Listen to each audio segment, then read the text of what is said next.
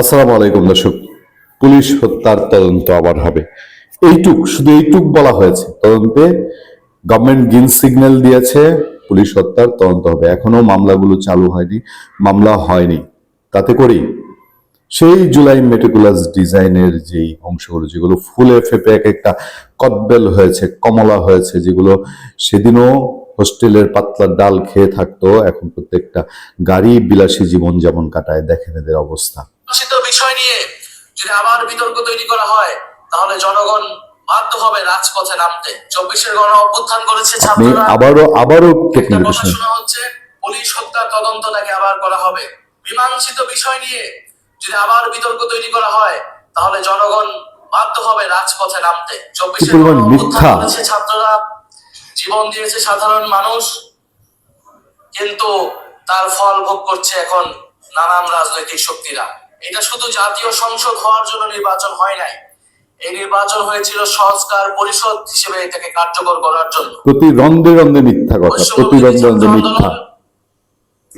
আমরা যখন গণ অভ্যুত্থান করেছিলাম, আমরা একটা কথা খুব স্পষ্টভাবে বলেছিলাম যে আমরা পুরনো রাজনৈতিক বন্দোবস্তের পতন চাই, আমরা শুধু শেখ হাসিনার পতন চাই না।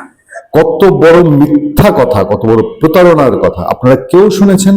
এরা যখন আন্দোলন করেছিল তখন বলেছে তারা শেখ হাসিনার পতন চায় না, পুরনো বন্দোবস্তে নতুন বন্দোবস্ত চায়।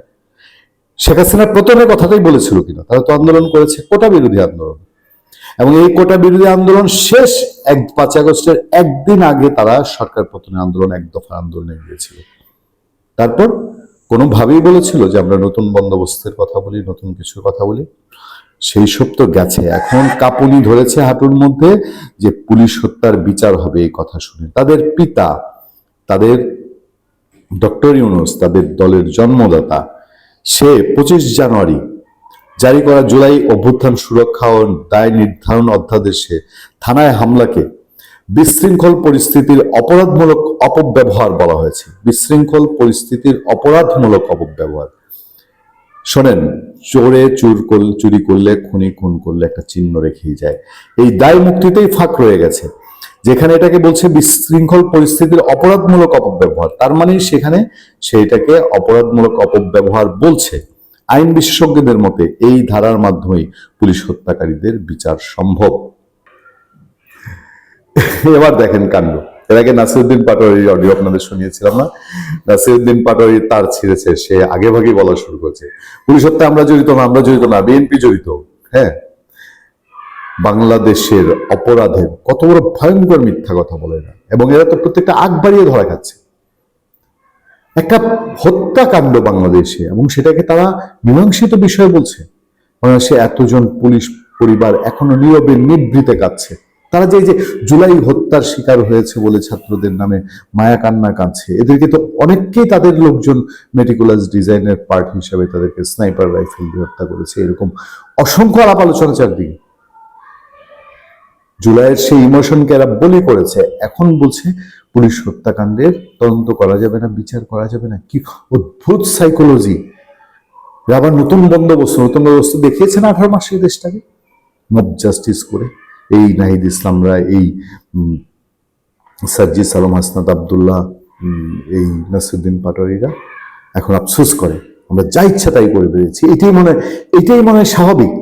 এরা যে ইচ্ছা করলেই গিয়ে উশৃঙ্খলতা করতে পারছে, তারা এই কয়েকটা ছেলে পেলে চাইলেই দেশে যেখানে ইচ্ছে এখানে গিয়ে উশৃঙ্খলতা করতে পেরেছে। এটাই তাদের নতুন বন্দোবস্ত, এটাই তাদের স্বাধীনতা। আর বাংলাদেশের 16 কোটি মানুষকে জিম্মি করে, বন্দি করে, একটা বন্দি দশায় হিমশীতল করা পরিস্থিতি। পুলিশ বলছে, পুলিশের পত্রপত্রিকার দৃষ্টিবন্তরের খবরে আছে, আজকে পত্রপত্রিকার খবরে আছে 5 আগস্টে যে থানাগুলো লুট হয়েছে, যে অস্ত্রগুলো লুট হয়েছে, সেই অস্ত্রগুলো উদ্ধারের ব্যাপারে মাস্টার প্ল্যান কাজ করছে। মাস্টার প্ল্যান আছে, এখন সেই অস্ত্রগুলো উদ্ধার হবে। অন্তর্বর্তীকালীন সরকার সেই অস্ত্রগুলো উদ্ধারের ব্যাপারেও আন্তরিক ছিল না, ন্যূনতম আন্তরিক ছিল না, যে কারণে এখনো বড় অঙ্কের একটা অস্ত্র উদ্ধারের বাইরে রয়েছে। শুধু আইন শৃঙ্খলা বাহিনী চাইলেই হয় না, তাদেরকে সেই ফ্রিডম, সেই দিক নির্দেশনা দিতে হয়। সরকার সেটা দেয়নি, ইউনূস সরকার সেটা দেয়নি। ইউনূস সরকার জেল পালানো জঙ্গি এবং সাজাভুক্ত আসামি, অসংখ্য আসামিকে ধরার ব্যাপারে এখনো কয়েকশো বাকি রয়ে গেছে। সেই ড্রাইভ দেয়নি, সেই চাপ দেয়নি, আইন শৃঙ্খলা বাহিনীকে বলেনি যে এগুলো জঙ্গিরা জেল থেকে পালিয়ে গেছে, কারণ তাদেরই সমর্থন দরকার ছিল ওই সরকারের টিকে থাকার জন্য। যা ইচ্ছা তাই করতে পেরেছে, দেশে জঙ্গিবাদ উত্থানের মতন পরিবেশ তৈরি করেছে, অনুকূল পরিবেশ তৈরি করেছে, আন্তর্জাতিক জঙ্গি সম্প্রদায়ের আসার মতন অনুকূল পরিবেশ তৈরি করেছে। সেই জায়গায় এখন পুলিশ হত্যার বিচারের আওয়াজ আস্তে আস্তে আস্তে আস্তে আস্তে আস্তে জোরালো হচ্ছে। এটা কখনোই হতে পারে না। একটা আইনের শাসন প্রতিষ্ঠা করতে হলে হত্যাকাণ্ডের বিচার হতেই হবে। এটা ইতিহাস বলে, এইটা ক্রিমিনোলজি বলে, এইটা প্রকৃতি বলে।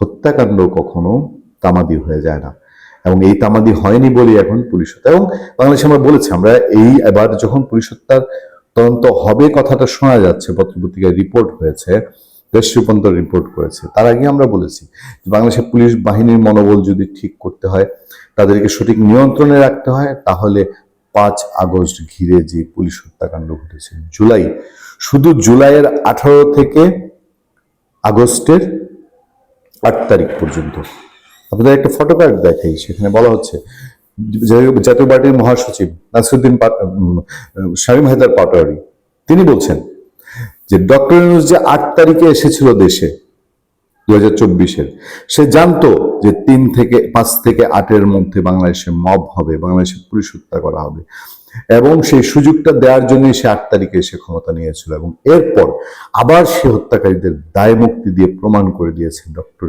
ইউনূস পুলিশ হত্যাকাণ্ডের দায় থেকে বাঁচতে পারে না। ভালো থাকবেন, সুস্থ থাকবেন। আপনাদের সাথে আমি আতিক রহমান, পূর্ণিয়া।